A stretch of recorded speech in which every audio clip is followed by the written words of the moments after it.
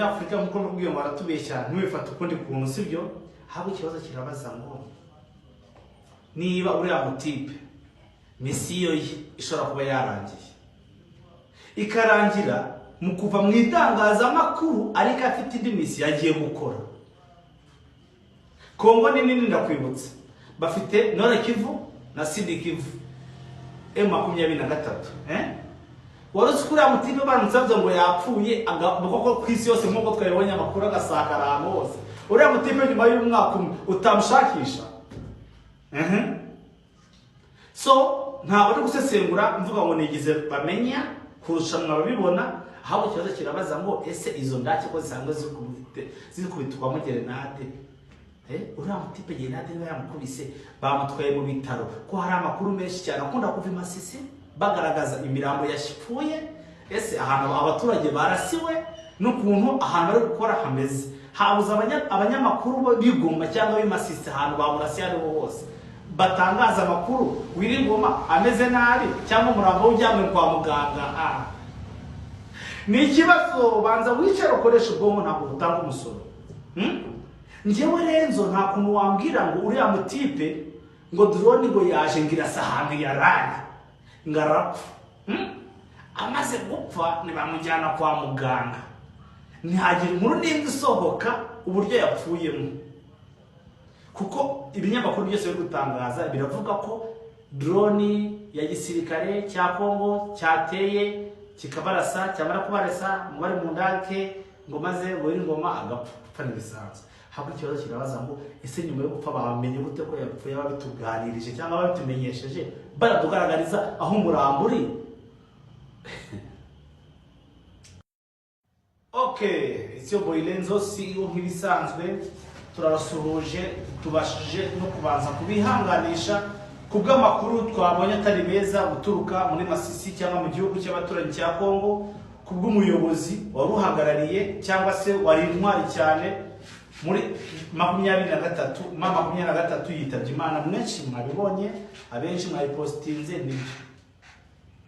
Nabanje hano kubahereza ayo makuru kuko of course kuri TikTok nakoze iyo nkuru, ikindi narasharinze abantu benshi bayimenye pe.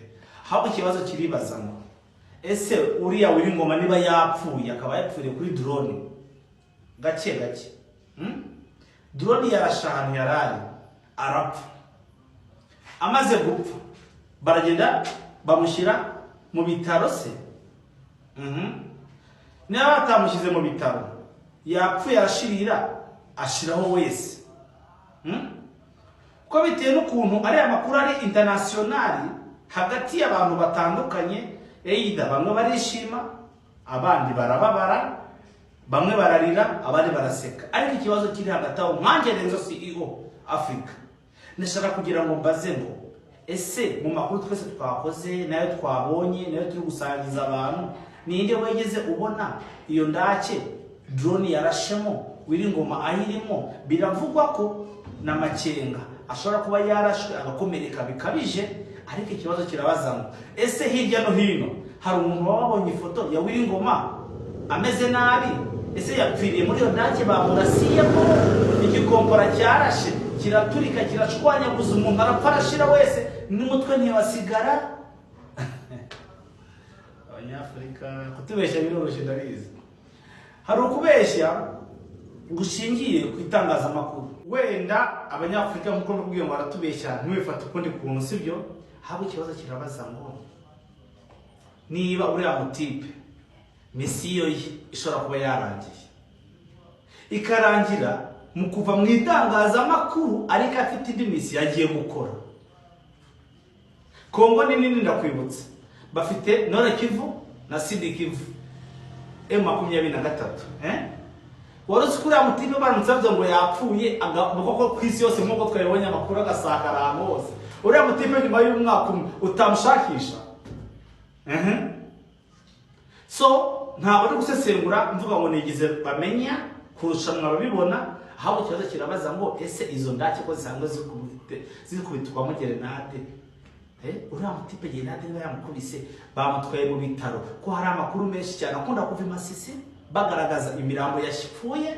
Ese ahantu abaturage barasiwe n'ukuntu ahantu ari gukora hameze habuze abanyamakuru bigoma cyangwa bimasiste ahantu bamurasiye ariho hose batangaza amakuru Wiringoma ameze nabi cyangwa umurambo ujyanywe kwa muganga.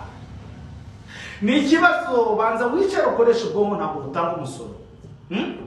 Njyewe Renzo nta kuntu wambwira ngo uriya mutipe ngo drone ngo yaje ngira sahandi yarari ngarapfa. Amaze gupfa nibamujyana kwa muganga. Ntihagira inkuru n'imwe isohoka uburyo yapfuyemo.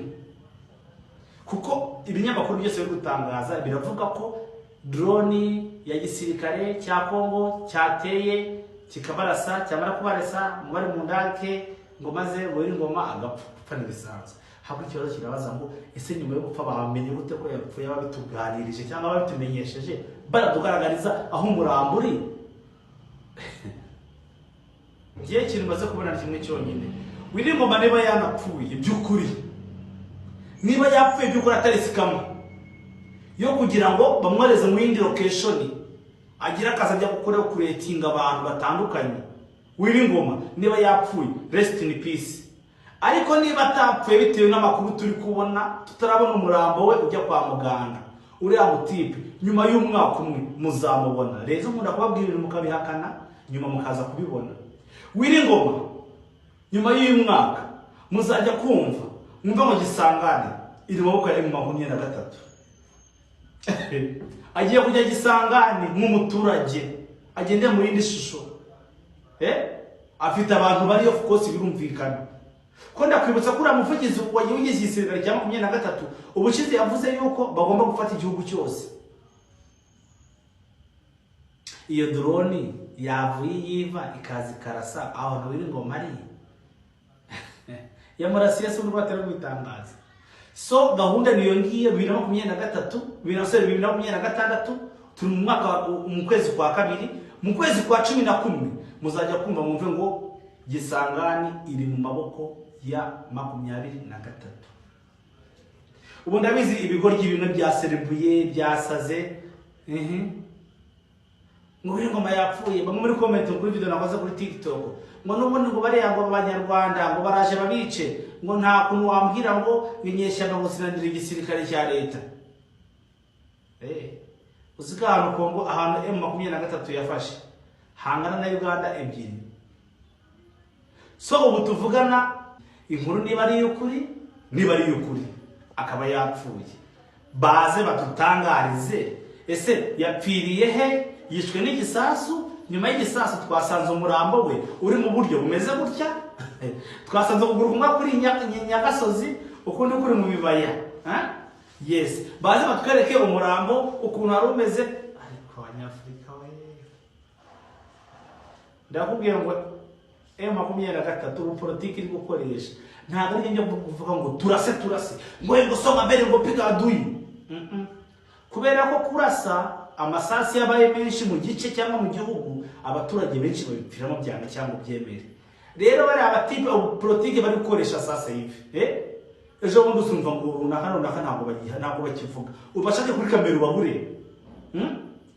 Nyuma y'uyu mwaka cyangwa umwaka uri kurangira uzajya kumva ngo Bukavu osori Gisangane ni mu maboko ya 23. Kinshasa bazayifata muri 2027. Ni ibintu tuzi twese 2027 Kinshasa bazayifata, ariko Gisangane uyu mwaka Wiringoma niba yapfuye batugaragarize umurambo we. Yes, have y'abanyamakuru mbo muri Kongo bahari kuri ground batwereke bamujyana kwa muganga cyangwa se bazamushingura he cyangwa se ari umurambo we umeze ute, ko batatweretse umurambo, ko batatwetaniye drone yarashe kuri igitero mu cyane kimeze mukanura amaso. Ngenda babwiye ngo uyu mwaka mu kwezi kwa 11 uyu mwaka turi 2026 Gisangane izari mu maboko ya M23. Renzo CEO mbahereje update mga saving igihe n'igihe muzakiyibutsa. Ciao.